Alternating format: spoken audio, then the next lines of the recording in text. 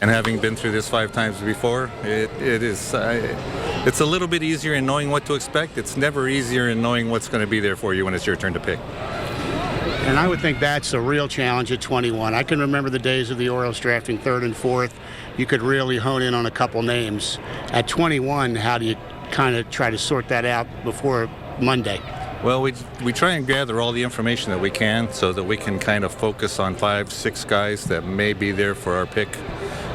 We try and find out as much as we can through our sources, through our contacts, to find out who may be gone so that we don't have to count on those people in the draft. So we try and narrow it down as best we can through information, talking with agents, things like that. Anywhere we can get any information, we try and get it. The Orioles have 4 picks in the first 100. We draft 21, 60. We have a compensation pick 74, and then we pick again 98. So we've got 4 of the first 100.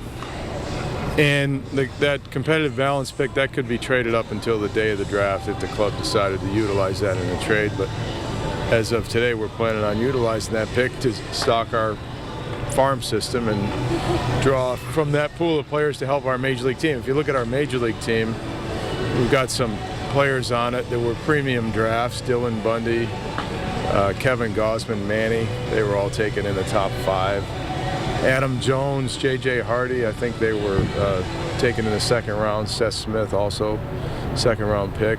Chris Davis was, I think, around the 6th round pick. And the most recent draft to come up to our team, Trey Mancini, he was an 8th round pick. So as you can see, players come from all different rounds of the draft. Michael Givens was taken in the 2nd round as a position player, and he ended up emerging as a top reliever. We know you can't tell us who you're going to pick at 21 because you probably don't know right now. So much could happen. But give us a sense of some of the priorities you have for that pick. What are some of the things you're looking for?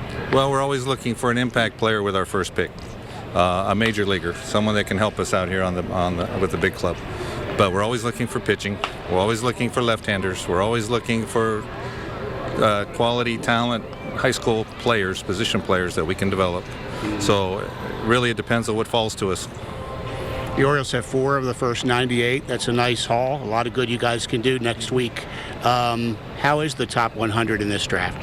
It's good. It's good. There'll be players there that we like, I think, for each of our first 4 picks. And even beyond. The 2nd day, there are some nuggets there that we really like, and even the 3rd day.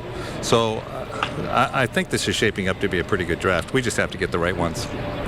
This must seem like the World Series to you and your staff. You work all year to make it happen over 3 days. Right, we're pretty important at this time of year. Otherwise, we like to stay in the shadows and behind the scenes, but it's fun. It's fun. This is where we get a chance to bring 40 or so new players into the organization. It's like Christmas in June. It really is. It's great to see these young guys come into the system, be developed, and play out here, such as Trey Mancini has done. I mean, it's very rewarding and satisfying for the scouting staff.